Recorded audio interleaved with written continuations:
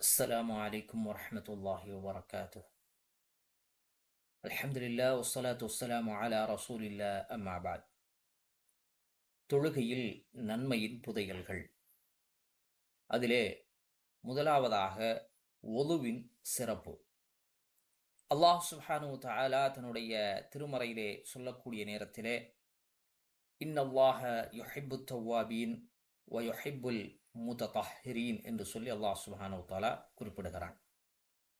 திண்ணமாக அல்லாஹ் சுப்ஹானஹு வ தஆலா பாவ மன்னிப்பு தேடுவோரை விரும்புகிறான்.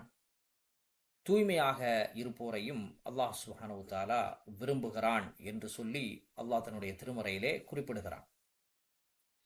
அல்லாஹுக்கு விருப்பமான ஒரு விஷயம் தன்னுடைய அடியார்கள் தூய்மையாக இருப்பதை அல்லாஹ் சுப்ஹானஹு வ தஆலா விரும்புகிறான்.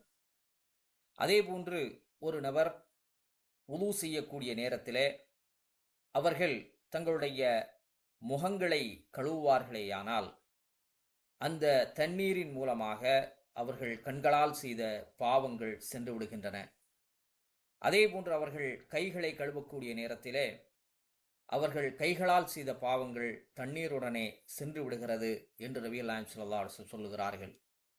அதே போன்று அவர்கள் கால்களை கழுவக்கூடிய நேரத்திலே கால்களால் எந்த பாவங்களுக்காக நடந்து சென்றார்களோ அந்த பாவங்கள் அனைத்தும் அந்த தண்ணீருடன் அல்லது தண்ணீரின் கடைசி துளியுடன் வெளியேறி விடுகின்றன என்று சொல்லி நபிகள் நாயகம் ஸல்லல்லாஹு அலைஹி வஸல்லம் அவர்கள் குறிப்பிடுகிறார்கள். இந்த அளவிற்கு அல்லாஹ்வும் அவருடைய தூதரும் தூய்மையை விரும்பக்கூடியவர்களாக இருக்கிறார்கள். தூய்மைக்கென்று சிறப்பை அல்லாஹ் சுப்ஹானஹு வ தஆலா வைத்திருக்கிறான். எனவே நாம் எல்லா நேரங்களிலும் தூய்மையை கடைபிடிக்கக்கூடியவர்களாக இருக்க வேண்டும். அஸ்ஸலாமு அலைக்கும் வரஹ்மத்துல்லாஹி வபரகாத்துஹு.